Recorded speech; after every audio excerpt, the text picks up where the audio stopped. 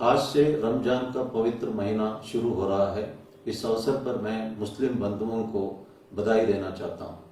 पिछले 24 घंटे में हिमाचल प्रदेश में कोरोना वायरस का कोई भी नया मामला सामने नहीं आया है। कुल मिला के इस वक्त 17 लोग अस्पताल में उपचाराधीन हैं और अभी तक 40 केसेस हुए हैं। लेकिन पूरे भारतवर्ष में 23,000 से ऊपर केसेस हुए हैं और 700 से ऊपर डेथ हुए हैं। इसलिए हमें बहुत सतर्क रहने की आवश्यकता है। मैंने कल कहा था, पुलिस वालों के ऊपर हमला कभी भी बर्दाश्त नहीं की जाएगी। कुल मिला के हमने लॉकडाउन के उपरांत 9 केसेस दर्ज किए जहां पुलिस के साथ अभद्र व्यवहार और उनके ऊपर हमला किया गया था। मेरा अनुरोध है पुलिस वालों से भी, लोगों से बातचीत सही ढंग से करें और संयम बरते और अगर अनिवार्य है तो कानून का कार्रवाई करें, लेकिन गाली गलौज ना करें। मैं गांवों के प्रधानों को धन्यवाद करना चाहता हूं। बहुत सारे गांव के प्रधान बहुत ही ज़्यादा सतर्क हुए हैं, पुलिस को तुरंत सूचित करते हैं और इस वजह से हम कई कार्रवाई भी कर पाए हैं।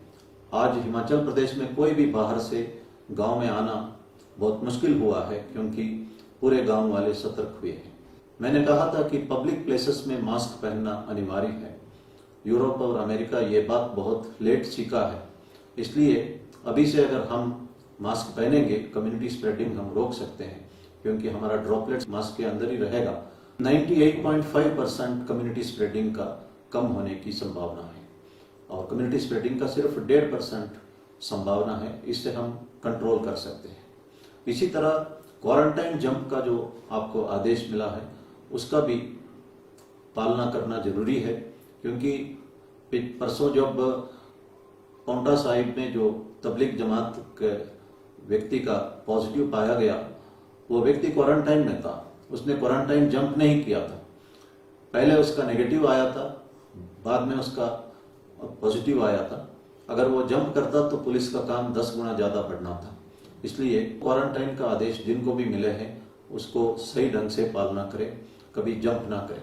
सोशल मीडिया में या पर्टिकुलरली वेब पोर्टल में कई तरह का एडवर्टाइजमेंट आता है।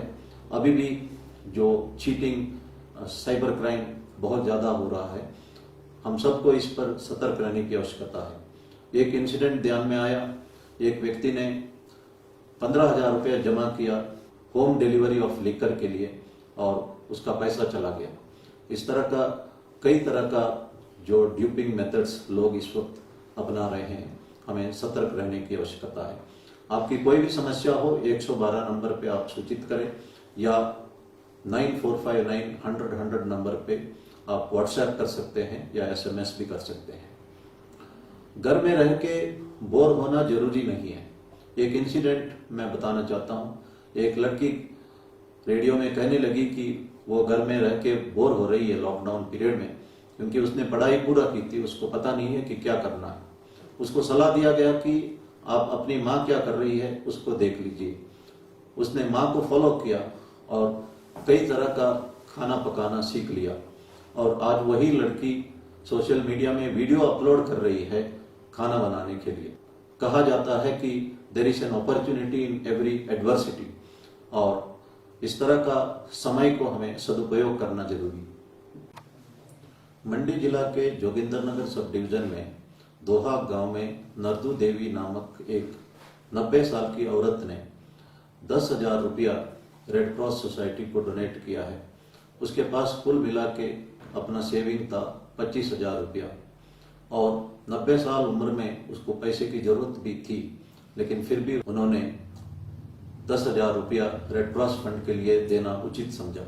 इस तरह का बहुत सारे लोग हैं जो चैरिटी करते आ रहे हैं और मैं इन सबको धन्यवाद करना चाहता हूँ। हैप्पीनेस, लव एंड फ्रेंडशिप अगर हमें चाहिए, सबसे पहले हमने किसी दूसरों को ये देना है। जो प्यार है, जो खुशी है या दोस्ती है, ये अगर हमें चाहिए तो पहले हमको दूसरों को देना है। कहा जाता है कि लॉन्ग लास्टिंग और highest form of happiness is seeing happiness in others. दूसरों में खुशी देखना ही सबसे बड़ा खुशी होती है। हम देख सकते हैं कि एक माँ जब अपने बच्चों के लिए खीर बनाती है, वो पूरा खीर बच्चों को देख के बच्चे खुश होते ही माँ खुश हो जाती है। और कई माँ ऐसे हैं कि जो बच्चों के लिए भूखा भी रहती है, और माँ का खुशी हमेशा बच्चों का खुशी होती है। इसलिए कहा जाता है कि highest form of happiness is seeing happiness in others. Mother Teresa को जब नोबेल प्राइज मिला, उसी समय भारत सरकार ने भारत रत्न भी दिया था। मदर तेरेसा के सम्मान में एक भोज आयोजित किया था दिल्ली में। उस भोज में मदर तेरेसा आई थी और एकदम सब वीआईपीज को वो खाना परोसने लगी। वहां उपस्थित डिग्निटरीज ने मदर तेरेसा से पूछा कि आपका खाना कहाँ है। मदर तेरेसा ने जवाब दिया कि वो हर वीरवार फास्ट रखती है, इसलिए कुछ नहीं खाऊंगी। तो डिग्निटरीज ने कहा कि आप पहले कह देते तो हम किसी और दिन रखते। और मदर तेरेसा ने कहा कि मैंने जानबूझ के बताया नहीं थी, क्योंकि अगर किसी और दिन होता तो मुझे आप लोगों को खाना परोसने का मौका नहीं मिलता। खुशी का मतलब दूसरों में खुशी देखना है। इसीलिए कहा जाता है कि highest form of happiness is seeing happiness in others. Mother Teresa को जब नोबेल प्राइज मिला, $1.4 मिलियन मिला, वो पूरा पैसा उन्होंने अनाथ बच्चों के लिए, लेप्रेसी पेशेंट्स के लिए खर्च किया। जब उनकी देहांत हुई थी तो उनके पास कोई एसेट बचा नहीं था। इसी तरह हिंदुस्तान में बहुत सारे लोग हैं। अड़ीके नारायण भट्ट कर्नाटक में, जिन्होंने एजुकेशन इंस्टीट्यूशन अड़ीके और मुद्देनहल्ली में बनाया था, उनने अपना पूरा धन दौलत समर्पित किया था। उनका डेथ 1978 में अर्ली एज में हुआ था। उस समय उनके जो टीचर्स को त्यागजीवीस कहते थे, वो पोस्ट ग्रेजुएट डॉक्टरेट्स होते थे, सिर्फ अपना नीड के लिए पैसा लेते थे। और तुमकुर में सिद्धगंगा मठ के स्वामी जी शिव कुमार लाखों लोगों को, बच्चों को उन्होंने फ्री खाना और फ्री एजुकेशन दिया था। और उन्होंने किसी धर्म या जाति को नहीं देखा था। वहां पे मुस्लिम बच्चे भी, ईसाई धर्म के बच्चे भी और हर जाति के बच्चे एडमिशन लेते थे। उनसे 1 रुपया नहीं लिया जाता था और उनको खाना फ्री में दिया जाता था, कपड़ा भी फ्री और एजुकेशन फ्री। और मोर देन 5 लाख स्टूडेंट्स उनकी वजह से बेनिफिटेड हुए हैं।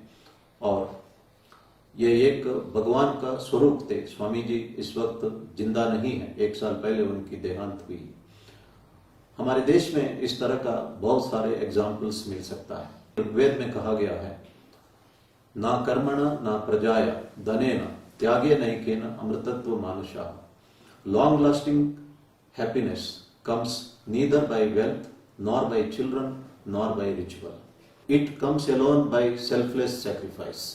ये कहा जाता है कि pain is inevitable, suffering is optional. अगर हम किसी को चैरिटी करते हैं, हमारे अंदर एंडोर्फिन डेवलप होता है। इससे हम एंजाइटी और स्ट्रेस को कंट्रोल करने में मदद मिलता है और हमारे अंदर अंदर एक अच्छापन हम महसूस करते हैं।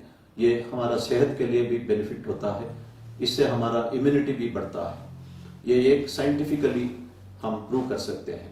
प्रधानमंत्री जी ने अनुरोध किया था कि एक दूसरे का मदद करें, हम एक दूसरे का मदद करें और इसका बेनिफिट हम खुद पाए और दूसरों को भी हमारा इस चैरिटी से बेनिफिट हो।